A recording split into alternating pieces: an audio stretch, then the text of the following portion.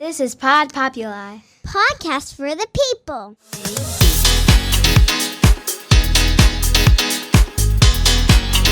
Hi, this is Jamie Diaz with Barks to Basics. I will be your host for today. Today I'm going to be explaining a little bit about me so you know the history of me as a dog trainer. I am a certified dog trainer. And then we're going to explain how to pick a dog trainer because I think it's something that a lot of people really don't know how to do. So I started dog training 17 years ago. I was actually watching a show and I saw that somebody said they were going to dog training school. I didn't even know these things existed. Now there are so many of them, so many great ones that I will go over, but I joined one right away, got my certification, and immediately I started my own business, which is called Dynamite Dog Training. I had Dynamite Dog Training for years, and then I decided I needed a home base. So I opened up, fast forward to now, I'm about to open up my 4th training facility. They are all Dynamite Dog Trainings, with one of them being Lucky Dog Training Club here in South Florida. That being said, when I graduated dog training college, I thought I knew everything, and I realized that there is so much to learn. I'm still learning every day, taking different seminars, different workshops all over the country. But I didn't realize how detailed and how much science goes into actually dog training. So one of the things that I really wanted to go over today is how to pick a dog trainer. So if you're having trouble with your dog, you really should look for a certified professional dog trainer. That being said, there are so many dog trainings out there, and there does not have to be any certification. So what does that mean? That means that you can wake up tomorrow and open your own dog training business, and you can collect money from clients and you can give them advice on their pets, and nobody is going to do anything. So there are certain ways that you can avoid this, and I'm going to give you tips on certain things that you really, really should be looking for. It's kind of crazy because we do so much research on everything. I research my Amazon products that I buy. If I go on TikTok, I'm researching the products. Anywhere I get products from, we're reading all the reviews, we're doing the research, we're looking for different kinds of that product that might be better. But when it comes to our dogs, we're sometimes just looking at Google, seeing who has a decent amount of good reviews, and we're hiring that person. Or we're taking a referral from somebody, which is great, but there's so many things that go into it besides just a referral. Though that trainer may not line up with what you need and what your dog needs. So I'm going to go over a couple of things that you want to look for, and also a couple of certifications that I have. So I am certified through the Certification Council of Professional Dog Trainers. So after my name, I have the letters CPDT/KA. So what does that mean?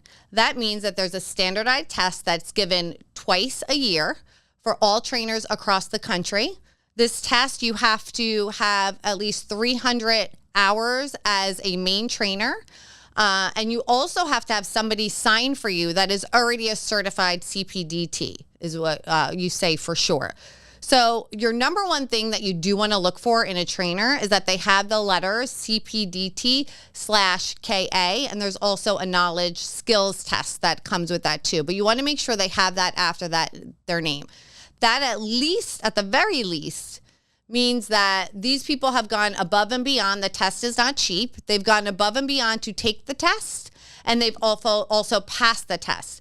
Now, having this certification, you do have to have 36 continued education credits every 3 years. So 12 credits a year, but you have to do it. So, or you don't get your certification again after that 3 years. So I have had this certification, I don't even know, probably 14, 15 years now. And it keeps me wanting to learn more, having to learn more, because you do get kind of complacent. I know enough. I can do this on my own, but it really makes you want to learn more about your field. So having this certification, you do have to have those 36 continued education credits. So that's number one, what you should look for. Also, number 2 is the training philosophy. So this is super, super important. So I am a certified force-free trainer. I use only positive reinforcement methods. So what does that mean? That means I'm not using any force or intimidation to get your dog to do anything. I'm not going to suggest a choker, a prong collar, or an electric shock collar for your dog. These things can be very dangerous for your dog and can cause damage psychologically. We will be doing a whole talk on positive reinforcement, not today, but you want to make sure that they are a positive reinforcement trainer, not a balance trainer. A balanced trainer will use the treats, will use the good things until it gets a little bit too hard, and then they're going to use force or intimidation. We can train your dogs to do everything, even aggression, without using force. That being said, the ultimate form of that I look up to, somebody that I look up to would be a veterinary behaviorist in the field. These have not only, people have not only went to veterinary school, they've also done a residency and gotten their behavior part of that to become a certified behaviorist. That being said, there is not one veterinarian behaviorist in the world that will recommend a choker, prong, or shock collar. Why? Well, because science tells you not to. We have so many research studies. I don't even have to get into like a big discussion about it, but the research studies are already out there. They're there in black and white, the damage that these tools do. So you want to make sure whatever trainer you use, they are not using any of these tools. The other thing is experience and specialization. So how much experience do they have? Did they just start training? Do they have years of experience training? And you really want to ask them, what is the last webinar you took?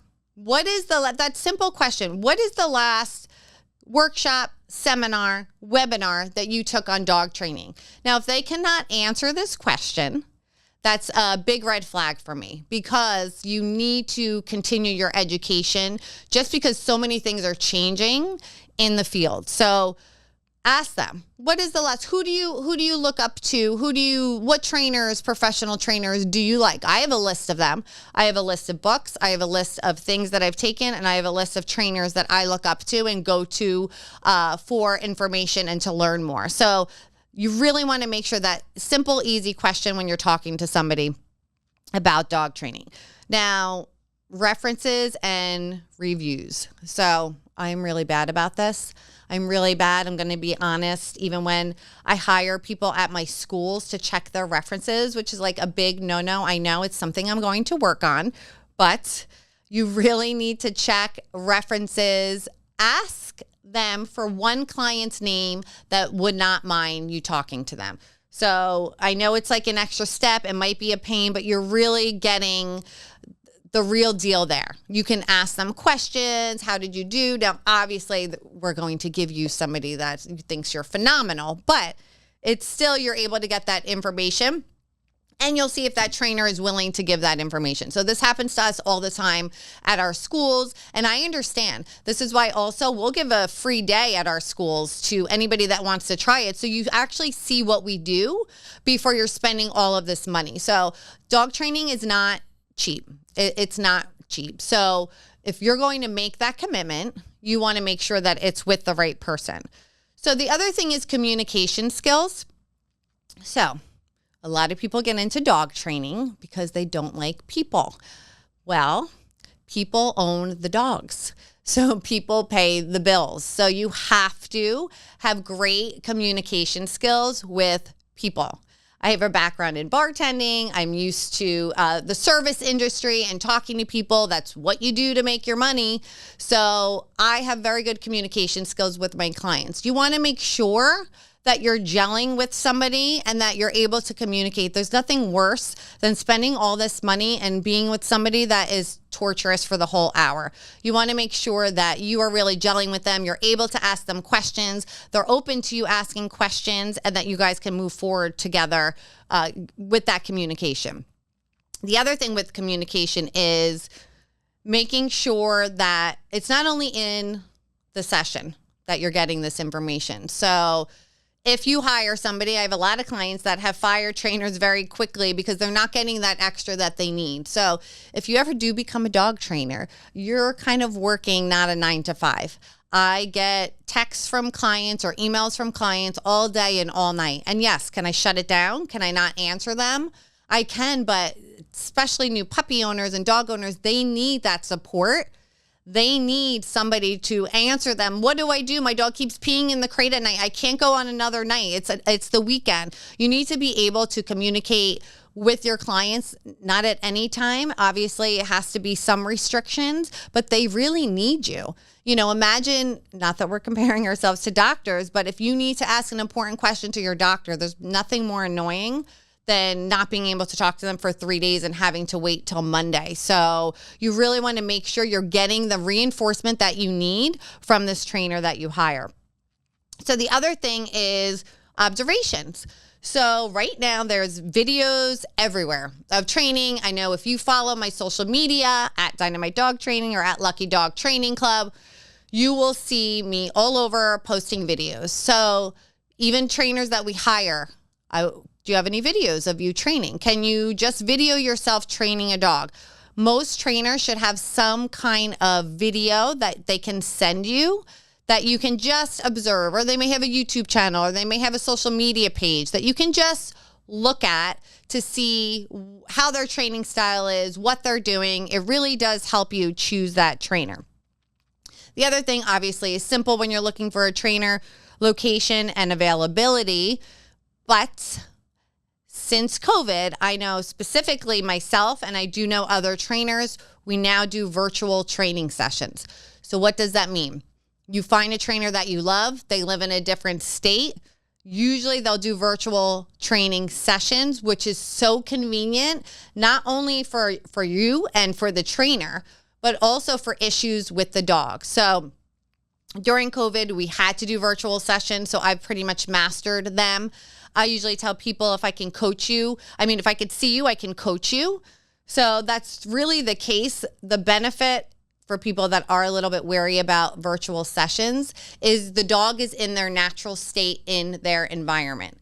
So there's not somebody else coming in. Your dog is going to do everything that I want him to do when I come to the house. Why? Because I've practiced this tens of thousands of times. I've seen most every behavior, and I'm able to get success very quickly.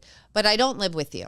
And you need to, as poor or not of your skill set might be, and a lot of pet owners don't have a great dog training skill set, I need to be able to coach you, or any trainer needs to be able to coach you to be able for you to work with your dog on your own. So the virtual training, what that does is I'm able, the trainer's able to see you, what you're doing, and to give you those little specifics, like you're holding the treat too high. That's why he's jumping up. So those little things all matter. I know people really just want somebody there. I totally understand that as well. But if you do find a trainer that you love and you really want them to be able to coach you and you think that you're going to gel with them, go with those virtual sessions. So cost, obviously, like I said, dog training's not cheap. The cheapest thing when you're picking out a dog trainer, and I'm going to tell you this too, is group classes. And I will also say we provide group classes.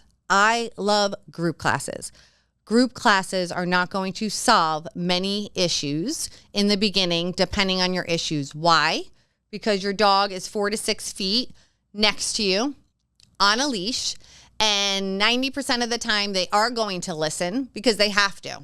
They're right there, right? But what if your dog is now off the leash? He runs outside your house, he's running around in your house, and you're asking him to do the same things that he was doing perfectly in class. They're not mostly going to do them. So I love group classes after you've kind of put in the money for some either one-on-one training or a dog training school or something like that. Use the group classes as reinforcement for yourself to learn these things. So the biggest thing I would say I can take away from how to pick a dog trainer is do your research. Certifications. They're not mandated, but people have them. I have a ton. I'm a canine nose work instructor. I have that certification. I'm part of Victoria Stilwell's Positive Dog Trainers. That's an elite group that I'm part of them. All of these things I have to do continued education credits with. I'm a certified trick dog instructor. There's so many other certifications out there that people may have too that you have to do continued education credits. That's what you want to look for. Otherwise, unfortunately, some trainers are just going by what they've learned on their own. And there's so much more out there. So do your homework. Make sure they have certifications. Get some referrals. And when you need help with your dog, it really will benefit you to contact a professional trainer. It's like any other sport thing, piano lessons, baseball lessons, gymnastics. I mean, all of these things I don't teach my kids. I don't know how to teach them. Dog training can be so easy for you if you just contact a professional. So you can listen to, thank you for joining me. Hopefully this was helpful. You can join, you can find us on Audible, Apple, Spotify, also my YouTube channel, which is at Dynamite Dog Training, and all of the social media as well. But thank you and good luck finding your next dog trainer.